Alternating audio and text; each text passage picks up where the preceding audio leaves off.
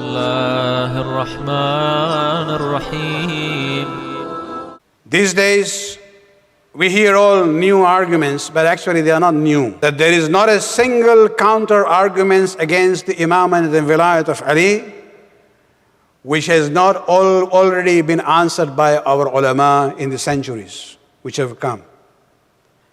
Only the presentation is new, the style is new, the language is new, the media is new. You know, in Urdu we say, sab chabaye hue luqme hain. I don't know how to translate that in English.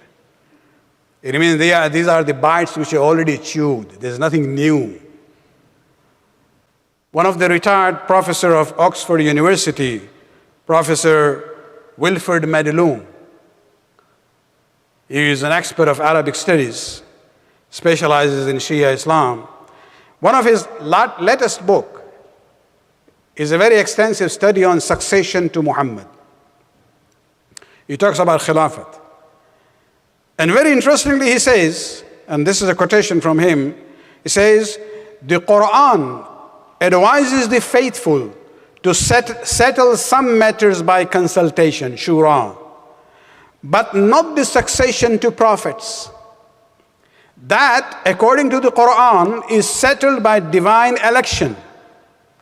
And God usually chooses their successors, whether they become prophets or not, from their own kin. End of quotation. A non-Muslim scholar studying Shia Islam could understand this.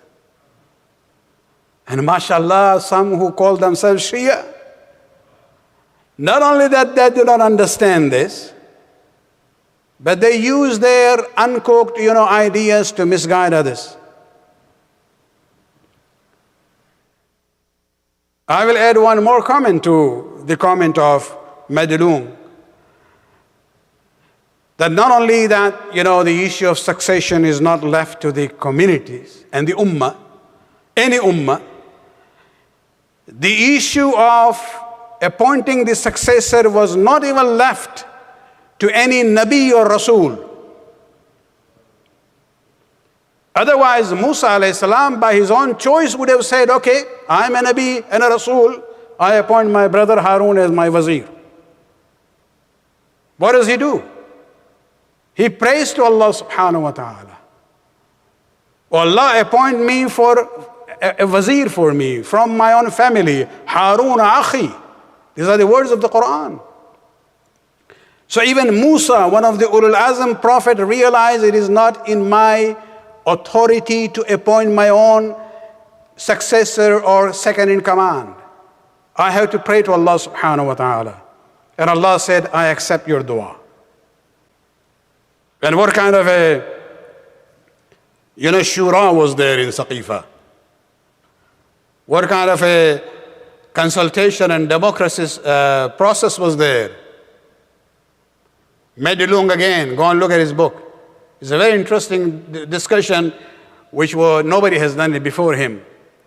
He actually studies the whole scenario. He says, let's suppose that the election was true and open for all worthy candidates of the time. Then he considers every candidate, possible candidate, worthy of that position, and he says, okay, if this person would have come, so-and-so tribe would have opposed him. And he eliminates. At the end he says, even if it was true election after Rasulullah, the person who would have gotten the most votes would have been Ali bin Abi Talib alayhi salatu wasalam. And the final comment, if the Shura business was so good, how come the Muslims never ever, exercise that Shura? You say what happened in Saqifa was Shura? Okay, let's take it. Let's take your word for it. What happened to the second Khalifa? The first Khalifa who became Khalifa by Shura didn't call the assembly of Sahaba, made a will that so-and-so will be the second Khalifa. And the second Khalifa, when he was dying, appoints a committee of 6 individuals of his own choice. And after that, the only time where the masses got the chance was when they came to Ali. And after that, it's a military might, and then it changes into dynasty. Where is this example of Shura you are talking about and so-called democracy in the history of Islam? कभी कभी आप लोग सोचते हैं कि क्या ये सब ले आते हैं हम गुस्सा नहीं कर रहे हैं, लेकिन जब बात अपनों में से निकलती है कि इमामत और विलायत जो है रसूलुल्लाह की ख्वाहिश थी, हुक्म इलाही नहीं था, तब ज़रूरत पड़ती है कि इंसान दोबारा इस पे गुफ्तगू करे, अपने जवानों के जहन जो मुतज़लज़िल होते रहते हैं उनको ज़रा दोबारा सिरात मुस्तकीम पर लाया जाए, उनके जज्बे विलायत में इस्तेहकाम पैदा किया जाए। अल्लाहुम्मा सल्लि अला मुहम्मद व आलि मुहम्मद।